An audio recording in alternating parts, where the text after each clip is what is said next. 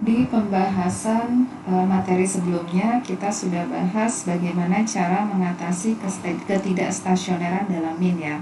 Cara mengatasi ketidakstasioneran dalam min itu tergantung apakah tidak stasioner dalam minnya karena ada tren stokastik atau karena tren deterministik ya. Jadi kalau ketidakstasionerannya karena min itu dipengaruhi karena adanya tren stokastik, maka kita harus melakukan differencing.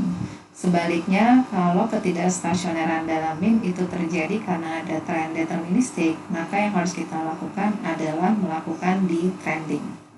Nah, pada pembahasan kali ini kita akan membahas bagaimana cara mengatasi atau bagaimana apa yang harus kita lakukan ya kalau misalkan kita mendapatkan suatu data runtun waktu itu tidak stasioner karena fungsi variasinya tidak konstan ya.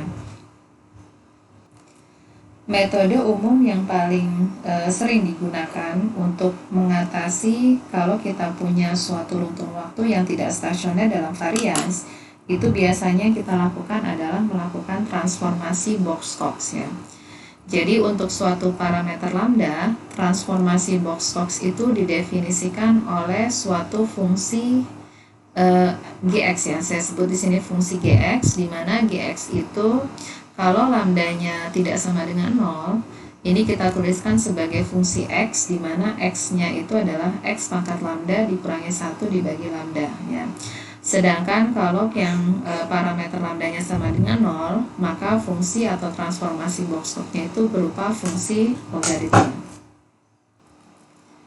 Nah, umumnya secara umum fungsi Gx ya atau transformasi Box-Cox ini bisa kita gunakan untuk mengatasi ketidakstasioneran dalam varians ya. Jadi setelah kita transformasi dengan persamaan Gx ini, umumnya data runtun waktu kita itu akan menjadi stasioner dalam varians ya. Nah, bisa diperhatikan bahwa transformasi Box-Cox ini hanya bisa kita gunakan kalau skor datanya itu adalah positif. Karena kalau kita lihat transformasi Box-Cox ini, ketika kita definisikan sebagai fungsi logaritma, jelas fungsi logaritma itu kan hanya bisa kita gunakan kalau nilai X-nya itu positif ya. Dan secara data di lapangan, data runtun waktu itu kan ada kemungkinan datanya negatif ya. Misalkan kalau mengukur temperatur ya, terutama temperatur di luar negeri ya, kan itu bisa mencapai di bawah 0 derajat. Nah, caranya supaya transformasi Box-Cox ini bisa kita gunakan untuk skor data yang negatif, maka kita bisa menambahkan suatu sembarang konstanta C ya. Kita tambahkan ke dalam deret yang negatif tadi supaya nilainya menjadi positif ya. Jadi kalau sudah kita tambahkan dengan suatu konstanta C, datanya menjadi positif, baru bisa kita aplikasikan transformasi Box-Cox pada data runtun waktu. Nah, nilai lambda atau parameter yang kita estimasi untuk melakukan transformasi Box-Cox, secara umum lambdanya itu yang paling sering digunakan ya. Ada yang nilainya minus 1 ya. Kalau nilainya minus 1, maka sebenarnya transformasi Box-Cox-nya itu secara sederhana bisa kita tuliskan sebagai 1 per YT. Nah, kenapa bisa 1 per YT? Sekarang kalau kita dapatkan lambdanya sama dengan minus 1, berarti kita gunakan fungsi transformasi atau fungsi Gx-nya kan yang atas ya, yang X pangkat lambda dikurangi 1 dibagi lambda.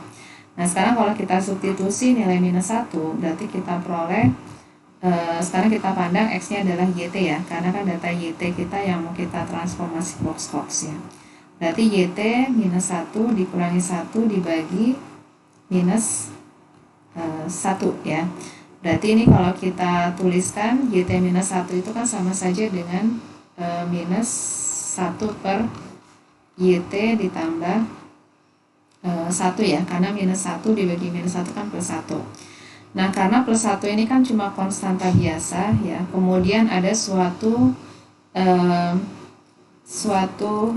minus 1 ya, suatu konstanta minus 1 yang kita kalikan dengan 1 per YT, itu kan hanya suatu konstanta biasa yang tidak merubah secara umum distribusi dari 1 per YT ya. Makanya persamaan ini ya yang kita tuliskan sebagai GYT ini akan lebih mudah kalau cukup kita tuliskan sebagai 1/YT saja ya. Jadi minus satunya kita buang, yang kita kalikan dengan 1/YT, sama plus satunya ini juga bisa kita buang karena ini hanyalah konstanta saja ya, karena tidak akan merubah distribusi dari si YT-nya.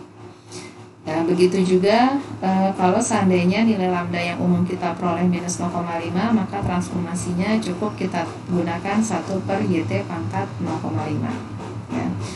Kemudian kalau lambdanya kita peroleh 0,5 ya, artinya kita hitung adalah akar dari YT ya.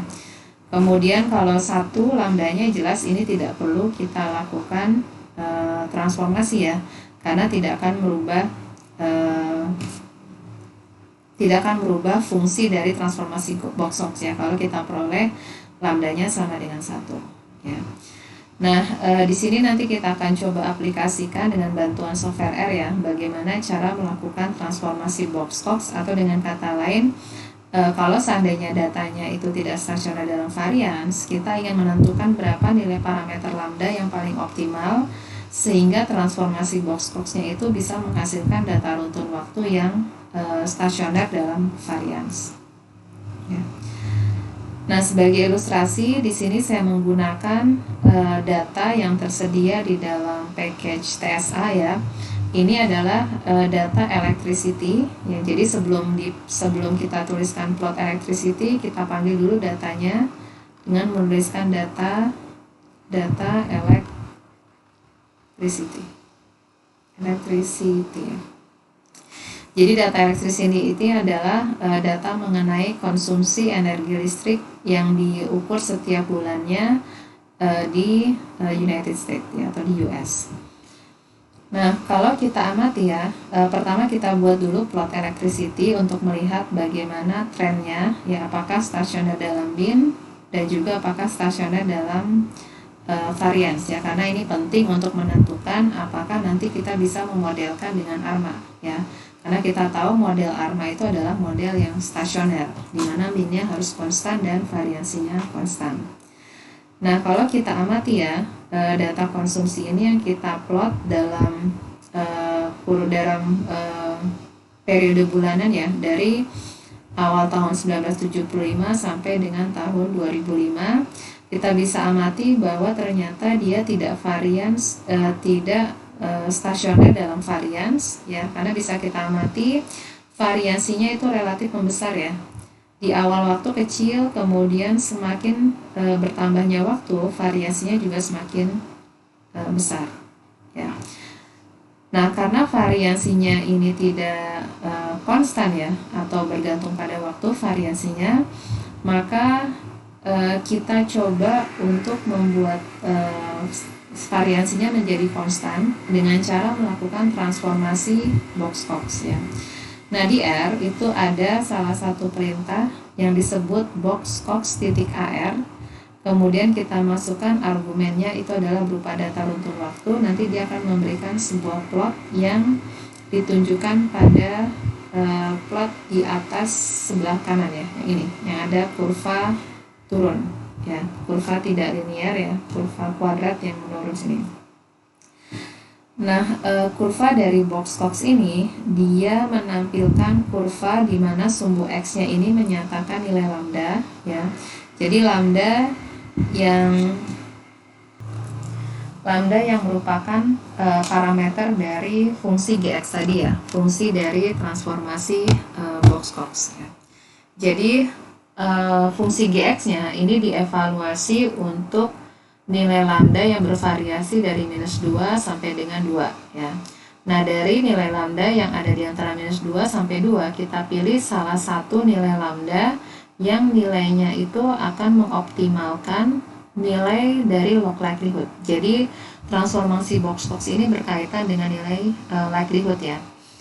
Nah, kalau kita amati, jadi fungsi Gx ini adalah fungsi terhadap log likelihood. Jadi kalau dievaluasi untuk minus 2, log likelihoodnya sekian. Dan seterusnya kalau lambdanya naik, nilai dari log likelihoodnya juga naik ya. Sampai pada satu titik tertentu, dia mencapai puncak dan turun ya. Turun kalau lambdanya itu dibuat lebih besar lagi. Ya. Nah, transformasi Box-Cox ya, untuk mencari nilai lambda yang paling optimal, itu kita cari nilai lambda di mana nilai log likelihood-nya itu yang paling maksimum ya. Nah, nilai lambda di mana nilai log likelihood yang mencapai maksimum itu adalah yang bisa kita amati dari kurva ini yang mencapai titik maksimum ya. Ada di nilai log likelihood yang mendekati 1500 ya. Nah, nilai log likelihood yang berada paling maksimum ini berasosiasi dengan nilai lambda, kita lihat kurang lebih ada di dekat 0 ya, 0, sekian ya. Nah, kalau kita amati walaupun nilainya mungkin tidak tepat 0, di sini kita ambil saja nilai yang paling mendekati adalah lambdanya sama dengan 0 ya, karena ya kita pandang aja bahwa dia mencapai titik maksimum itu berada di nilai lambda kurang lebih sama dengan 0 ya. Nah, kalau kita peroleh lambdanya sama dengan 0, artinya transformasi Box-Cox yang bisa mengatasi ketidakstasioneran dalam varians itu adalah berupa fungsi logaritma ya. Jadi pada kode R berikutnya setelah Box-Cox, makanya di sini saya buat plot ya, kita buat plot lagi, tetapi setelah data electricity-nya kita ambil nilai logaritma ya. Karena berdasarkan transformasi Box-Cox, lambda sama dengan 0 itu berkaitan dengan fungsi logaritma. Nah, sekarang setelah kita amati, yang kita buat plotnya, kita bisa lihat plot dari logaritma electricity itu yang ditampilkan pada plot kiri bawah, ya yang ini. Nah, sekarang kalau kita amati setelah kita aplikasikan atau kita ambil nilai logaritmanya, ini relatif lebih stasioner ya dibandingkan plot yang di atas, ya. Jadi setelah diambil logaritma, ternyata dia menjadi lebih stasioner ya dalam variansnya. Ya. Nah, sekali lagi di sini juga bisa kita amati walaupun variansinya sudah konstan ya, tetapi ternyata kan dia juga masih belum stasioner dalam mean ya.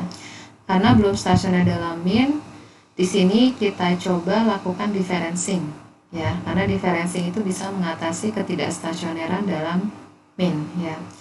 Kita ambil differencing tetapi dari fungsi logaritma dari data electricity ya. Kita ambil differencingnya, kemudian kita buat plotnya, itu bisa dilihat pada plot kanan bawah ya. Dari sini bisa kita lihat setelah di differencing mean-nya jadi konstan ya. Kemudian secara variansi juga dia konstan ya, karena fluktuasinya relatif stabil ya dari bulan ke bulan berikutnya ya.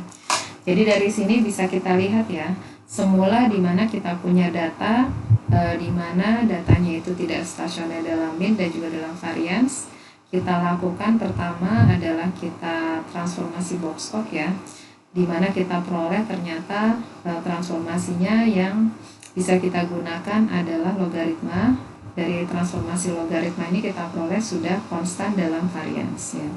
Tetapi karena transformasi Box-Cox itu kan hanya mengatasi ketidakstasioneran dalam variance, tidak dalam mean, nah maka untuk mean-nya juga harus kita lakukan differencing ya. Setelah kita lakukan differencing, maka kita peroleh data runtun waktu yang menjadi stasioner dalam mean.